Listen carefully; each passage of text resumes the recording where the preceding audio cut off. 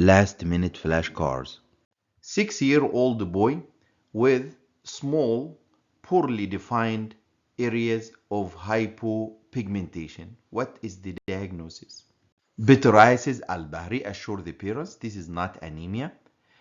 Hydration of the skin will help. You may use or may recommend using low potency topical hydrocortisone.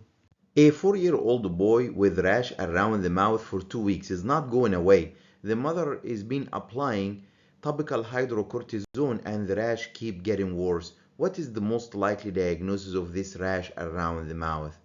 Periorificial dermatitis. The common trigger of this type of rash around the mouth using inhaled steroids or topical steroids around the mouth.